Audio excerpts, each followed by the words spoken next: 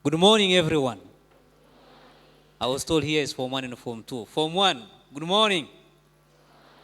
Sauti, kiasi. Good morning. Amani Lanjawa. Form 2, good morning.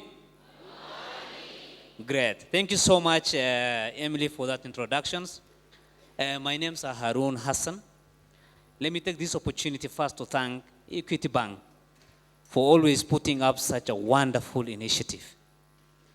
When I received the first time an email from Nicorette and Emily to be a guest speaking on a wonderful topic called Stop Excuses and Start Excelling, I felt so honored.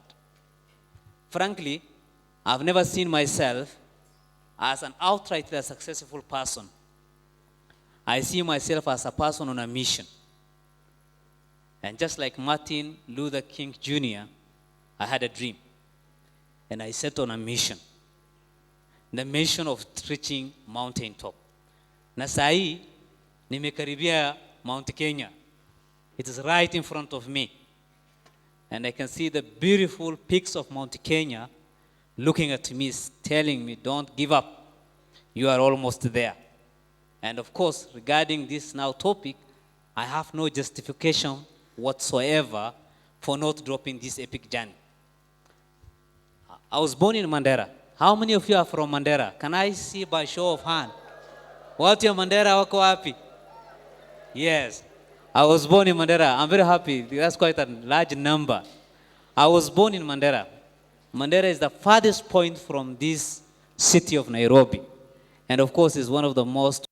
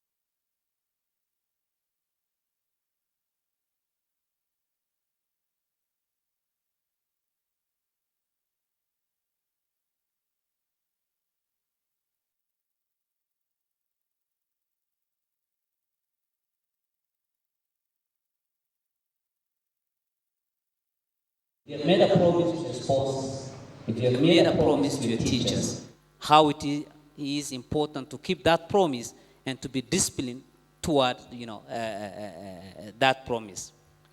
Whenever I see a young kid with a running noise, a makamasi, I always remember my mother. Up to class 4, I had a terrible running noise. And my face was mucus smudged. And just like any rural kid, we never had handkerchief. Of course, we never used to have any shoes. And our trouser is one. And our shirt is one. So what do you do if the mucus come? You use your hand to rub, like this. And then unawacha logo kama Nike hivi. Umewahi fanya kitu kama hiyo? I used to have such kind of thing together with most of my friends. Then my mom used to think because of this, I'm discharging my brain. And because I was poorest performer in my class, so my mom thought the content in my brain is really discharging. So one day, when the school was closed, and I remember I was standard 4, first term of standard 4, I was number 46 out of 47. And the child who was 47 was and is still my best friend. Kazi yetu ni kucheza tu mpira na makamasi mingi.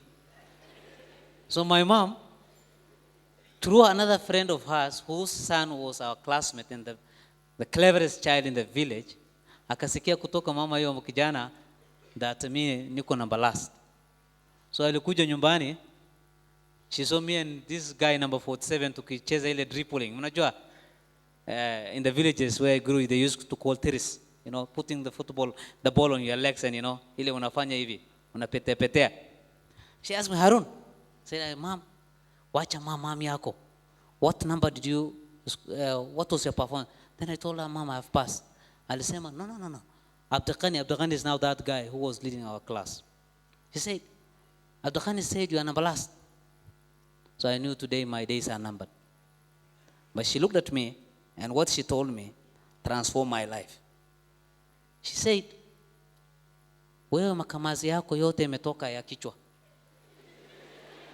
Na hakuna kitu mebaki kwa kichwa.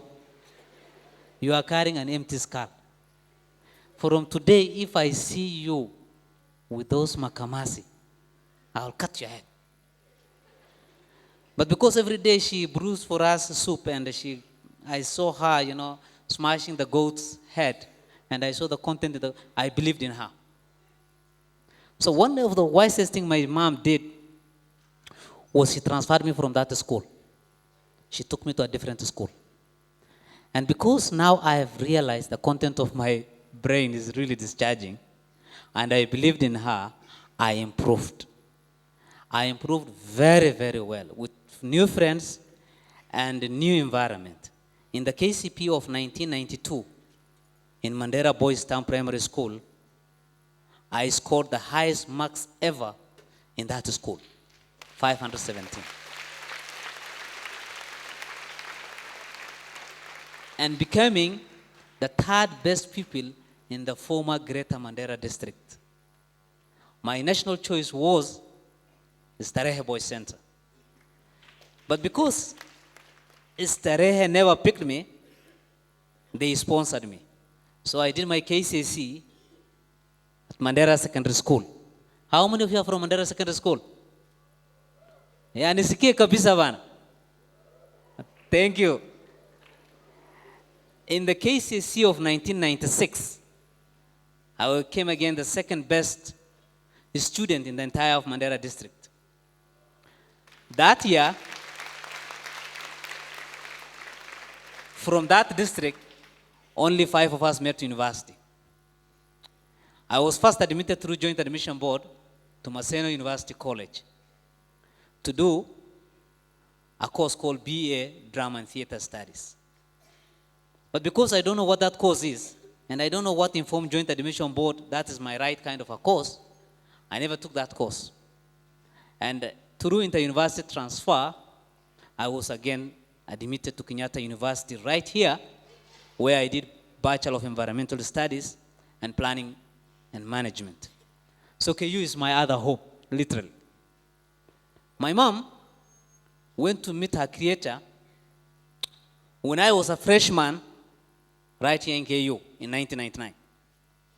I can't recall any of the college classes I took very serious those times. Then on 20th July 1999, standing by her grave, I told my mom, Mom, I haven't forgotten what you told me, and I will not, and I won't let you down. It doesn't matter the number of times life knocks me down. I'll keep moving forward, and I'll keep the promise of. I started keeping that promise that I'll work very hard. My mother never saw me on a wheelchair.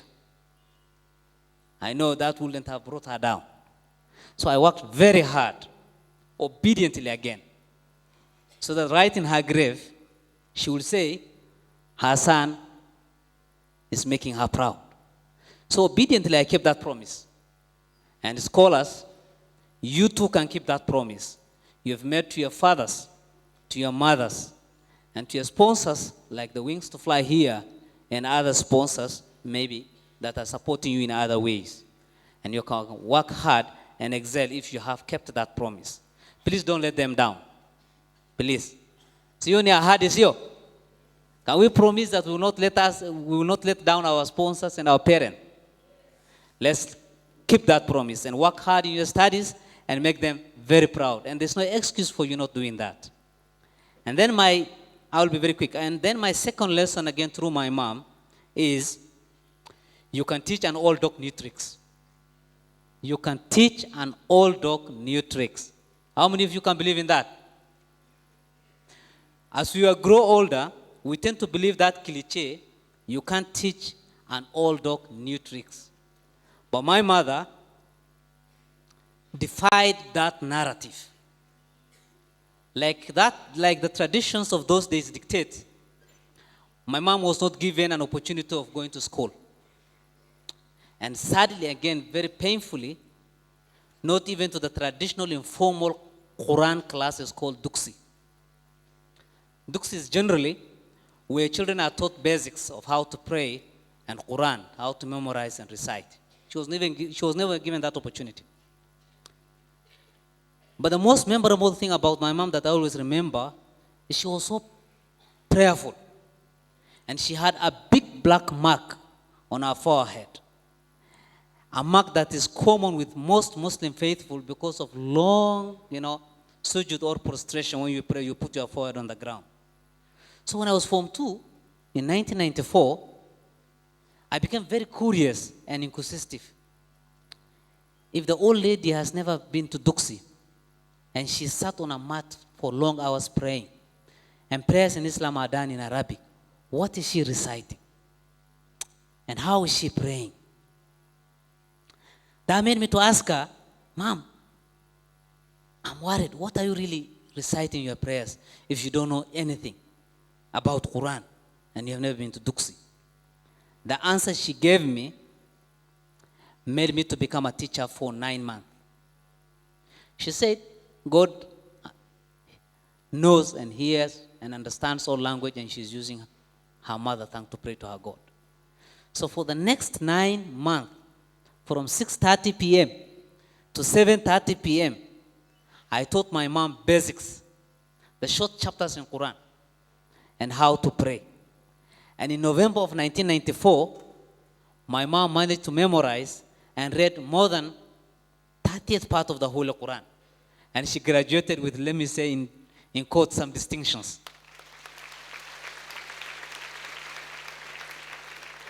It was her happiest moment in life, and it was the greatest thing I've ever done for her. She ended up becoming later on, in quotes, a teacher to her friends, old ladies who are graciously getting old with her.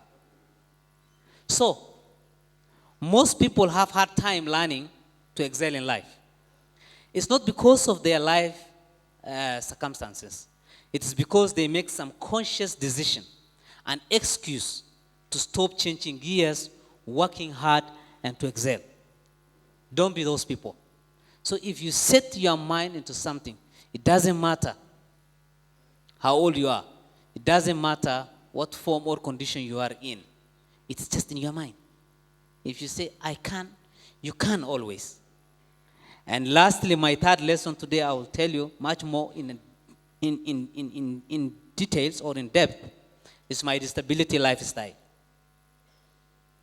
As I told you earlier, in 2003, I graduated from this university and walked out of that gate with my 2 legs.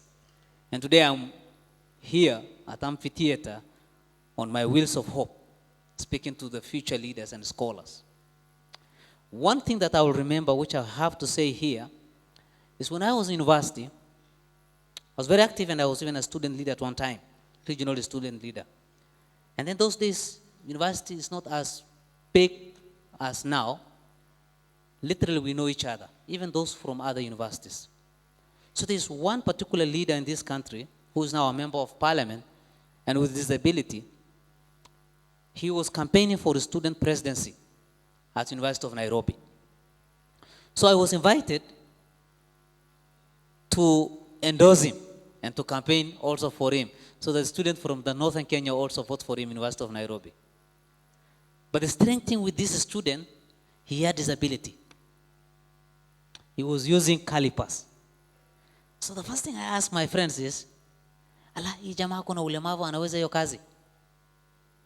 Hii jamaa ni, because I didn't know the right words to use those days, I used a very harsh word. Si jamaa ni kiwete bana, anawezana na presidency ya university. And that student now, I know many of you know, is Sankok, Mheshimiwa Sankok, this guy with green suit. So he campaigned and he became a university president. And then from there, my memory with him was not clear. I can't remember so much after that. Many, many years later, I was involved in a bad road accident.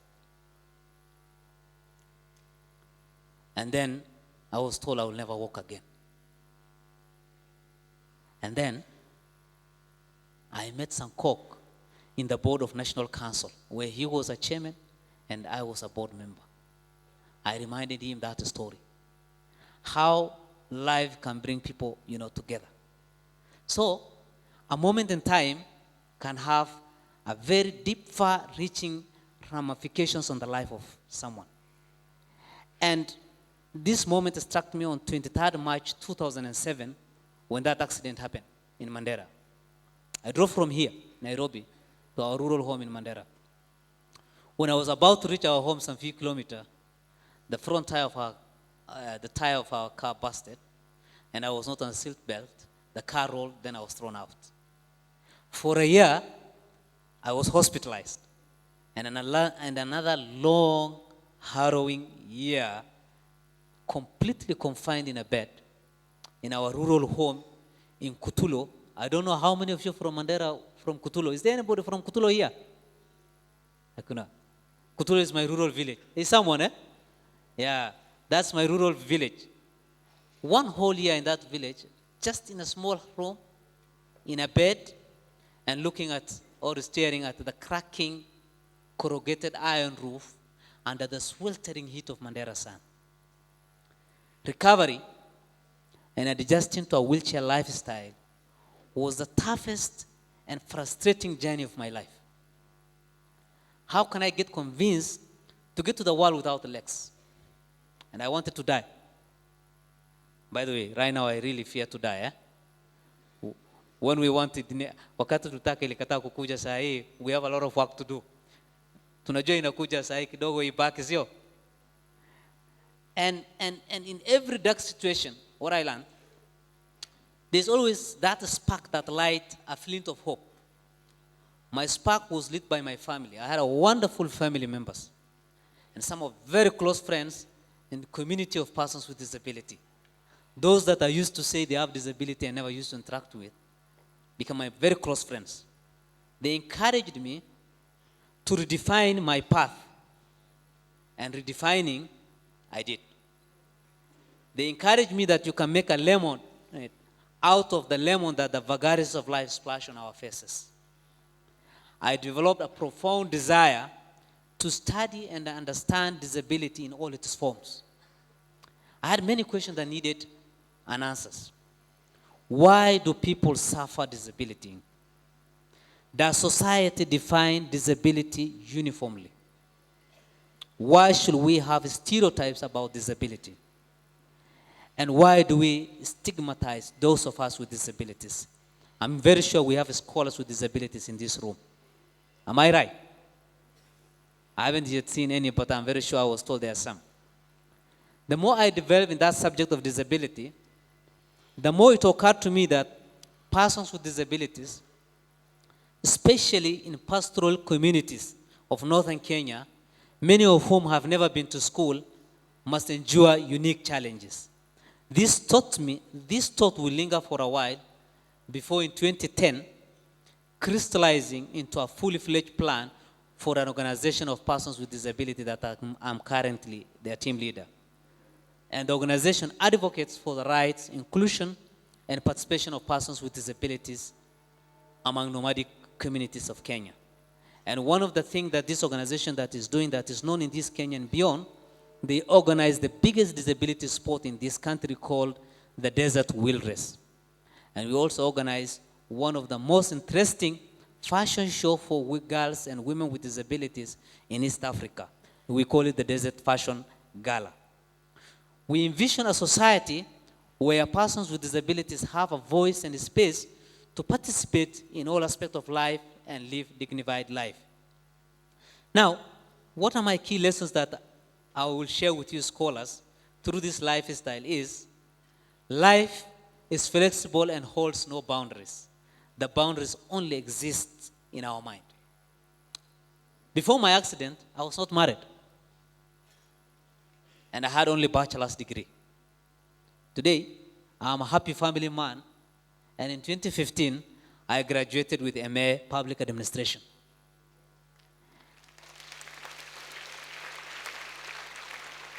I wrote a book called Behind the Wheels, Transforming the Narrative. And its second edition is right now being published by the government for schools, probably in 2010 or 2021. I'm also an opinion contributor with Daily Nation as a social justice commentator. And for these little efforts, I was awarded twice, one as a Malaika Activist of the Year for Social Inclusion, and another one as an Outstanding Achievement in 2018. And also this university recognized me as an alumni who is contributing in the betterment of our society.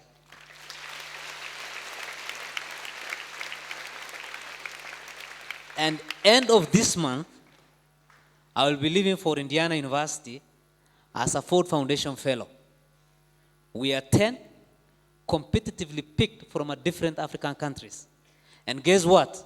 I'm the only one with disability.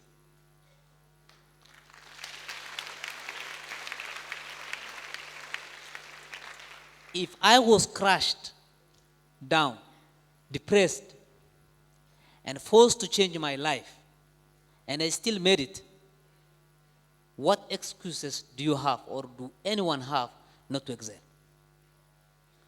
If we drop excuses to excel, we will certainly drop the boundaries of our minds. Whatever you can imagine into your mind, you can bring it into reality. That is the magic of human mind. Finally, ladies and gentlemen, Equity has redefined the concept of banking in Kenya. They have also repackaged through the wings to fly the best way scholarship can be addressed.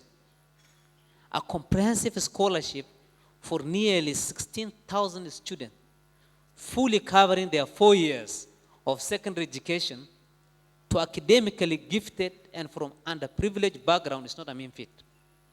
And I must thank you so much for that. They said, we raise by raising others. Equity has raised many, and that's why the bank is also raising and now extending its tentacles to outside borders, including Ethiopia, where my young brother, Maalim Hassan, is now the country's rep.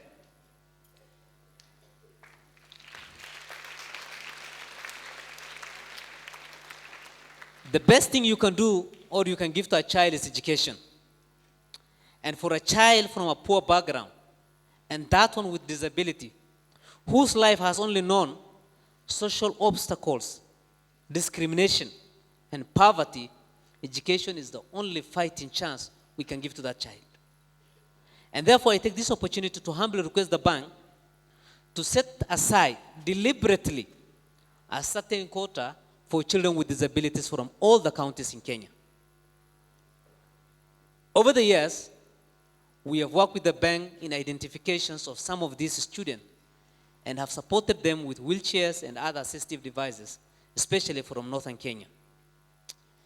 And we will continue to do that so that the scholarship also, we request to cover certain costs of the disabled child to access education. Ladies and gentlemen, disability is not about someone with an impairment. It's about barriers across millions of people with disabilities, right across them to participate freely in the societies.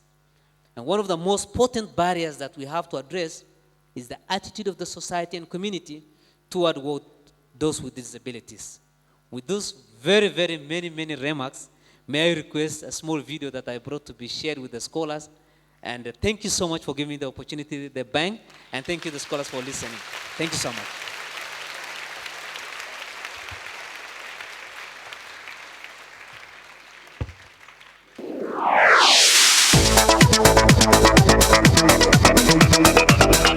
He went to Kenyatta University and pursued bachelor's in environmental studies, planning and management, and later did Masters of Arts in public administration.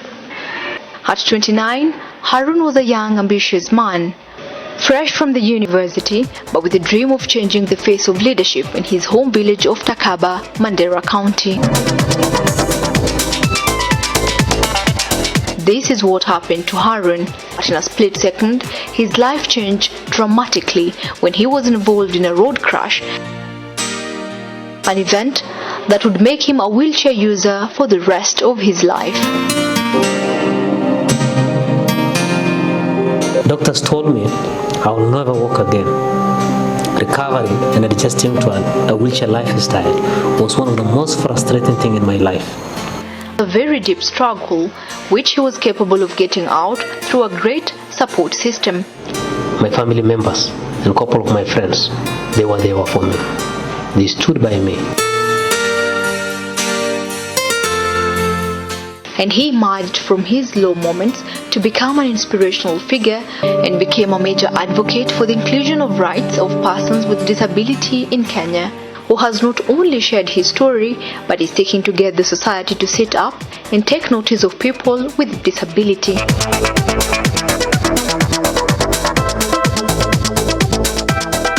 1.3 billion people have disability around the world. That's a market as huge as China.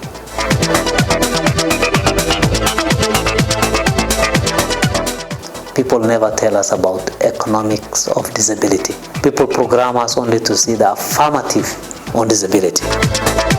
Disability is not really about people with impairment, but rather about barriers across these people with impairment. One of the most biggest challenging barrier is attitude of communities toward people with disabilities. If we don't correct our attitude, disabled persons, wherever they are, will have challenges of freely participating in their societies. Now at the helm of leadership for a special group of people in the marginalized Kenya's nomadic community, where the disabled cite exclusion as the limited mobility prevents their participation in traditional life and families consider them bad omen. Harun aliniambia ya kwamba kila wakati nikieleza watu hii idea wananisikiliza alafu wanasema bwana unataka wheelchair ngapi zaidi. So we felt, then how can we fight such mindset and attitude, and try to change? That's how the thinking of Northern Nomadic Disabled Persons Organization was fashioned. And it became the first disabled persons organization to really exclusively advocate for matters disability in nomadic context. I met quite a number of friends. I joined many movements, many organizations, that are interested and are dealing with matters with disability, whether it is service provision, whether it is advocacy, whether it is government, whether it is, development partners. It's said that people see disability before they see the person. And then from that narrative, Harun said, let's change the narrative.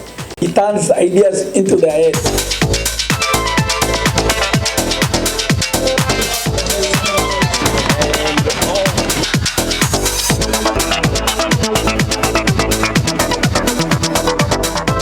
Tunataka pia tuseme asante kwa Nondo ambao ndugu yetu Harun na timu yako for organizing this wonderful event. He defies societal myths that people with disability cannot lead a full and productive life.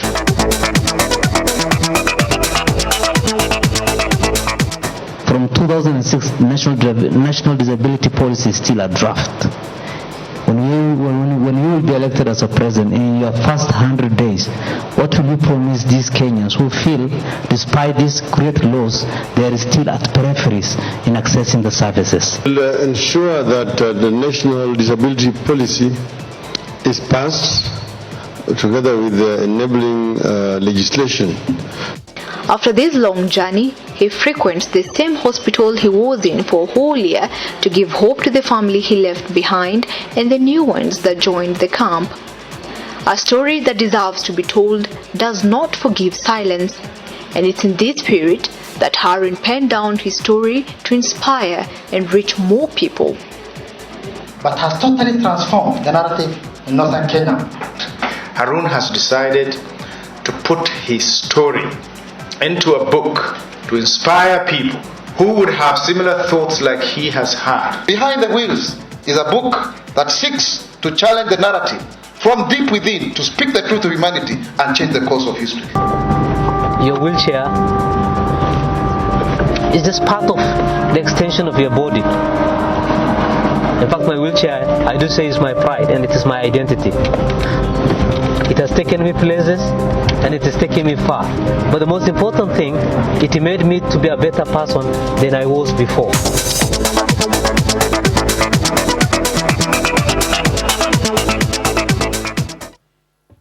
Thank you.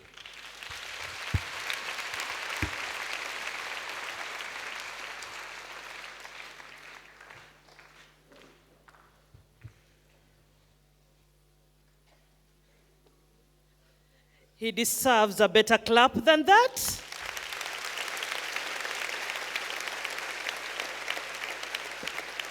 Wow. Harun, all I can say in a summary, that's a powerful testimony. And just as the topic we gave you, we need to stop our excuses. We don't have any reason to give an excuse. We need to start excelling. You have just demonstrated that being behind a wheelchair has even made you achieve more things that you did not achieve when you were on your 2 feet. And I'll pose a question to the students. What are your struggles? What are you currently struggling with? If you think you have a bigger problem, think again. What attitude do you have? Harun has just shown us, with the right attitude, you'll achieve quite a lot. What's in your mindset? Some of the issues we have is just our mindset. And yes,